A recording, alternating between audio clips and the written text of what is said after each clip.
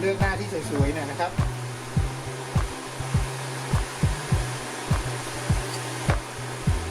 หน้านี้ดีกว่านะเสร็จแล้วนะครับอุปกรณ์ที่ใช้ก็คือตัวนี้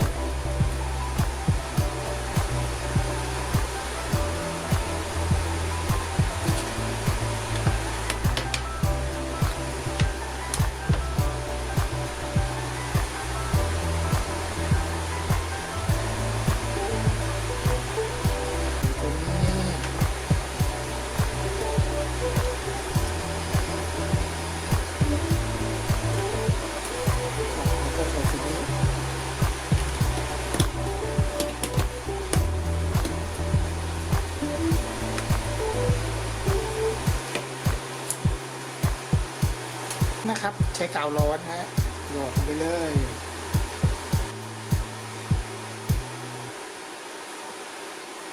เอาผงขี้เลื่อยนะครับเติมลงไปในรู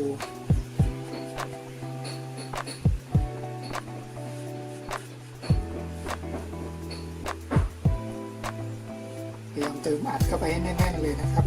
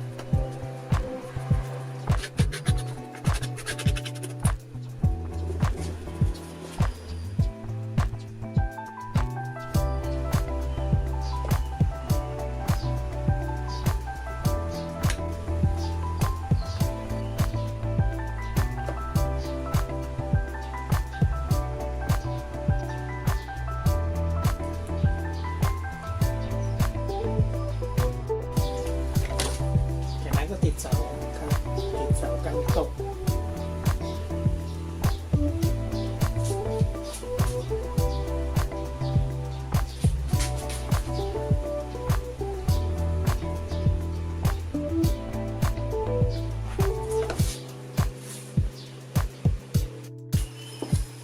จากนั้นนะครับอุดรอย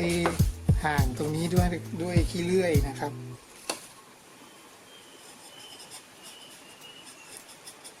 ไปเลยแล้วก็กาวร้อนหยอดเสร็จแล้วก็นี่ขัดเสร็จเรียบร้อยแล้วก็เคลือบแฉลกนะครับ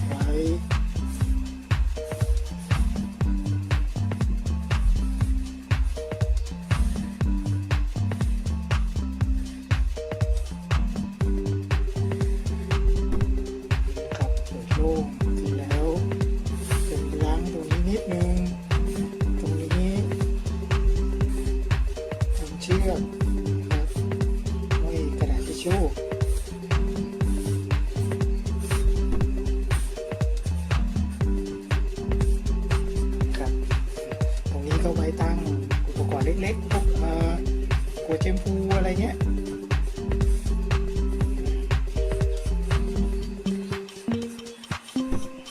อะไรประมาณนี้นะครับนะโดยเรากำหนดขนาดให้อันดับแรกเนี่ยเราก็ต้องรู้ขนาดของกระดาษทิชชู่ก่อนนะครับกระดาษทิชชู่ตรงนี้นะครับกระดาษทิชชู่นะครับจะเป็นแบบม้วนเล็กนะ ว่าไม่ได้ทำไว้ในครัวนะอันนี้ทำไว้ในห้องน้ำนะครับ ก็อยู่ที่ขนาดประมาณ10 เซน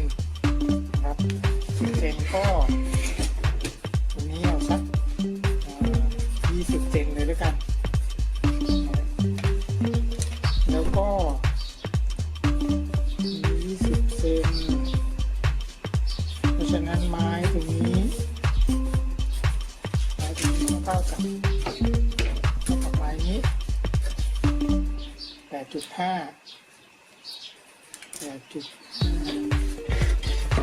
ครับก็เท่ากับว่าจะต้องตัด20 เซนเนี่ย2 อัน20 cm คูณ2นะครับแล้วก็ตัด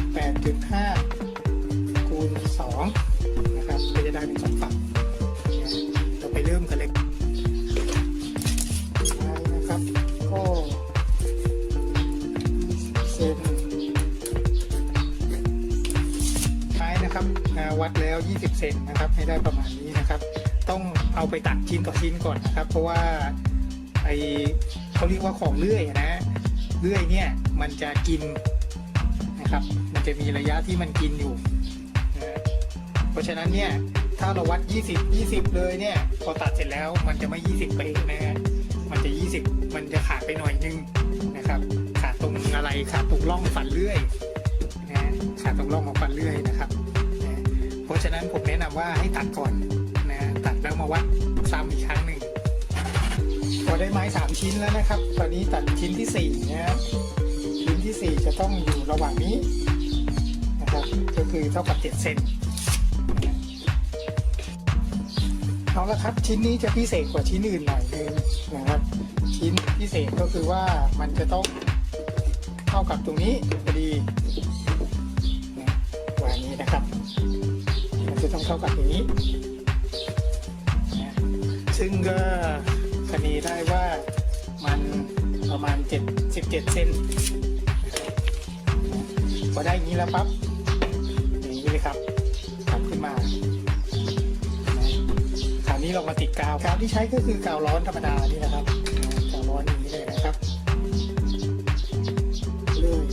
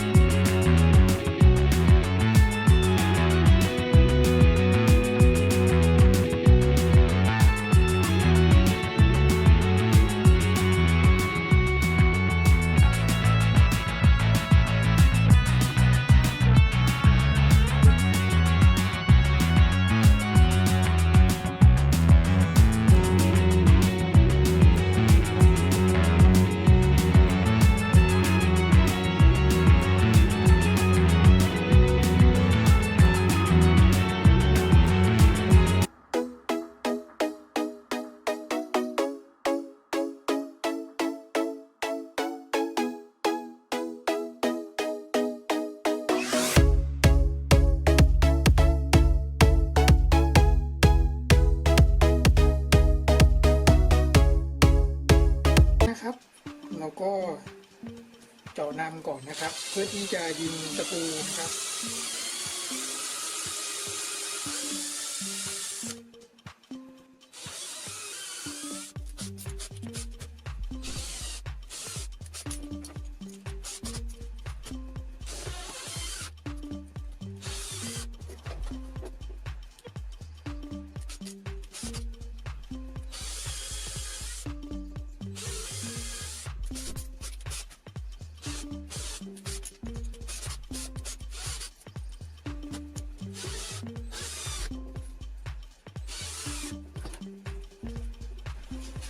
จากนั้นก็เอาเลื่อยครับอุด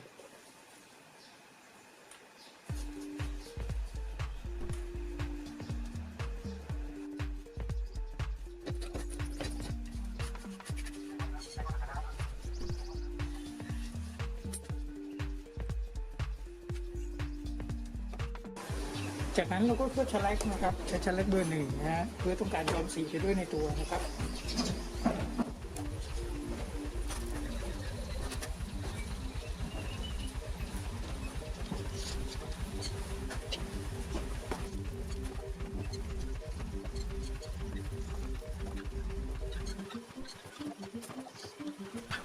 ก็ขอบคุณมากครับสำหรับการรับชมคลิปนี้นะครับหวังว่าเป็นไอเดียดีๆนะครับไอเดียหนึ่ง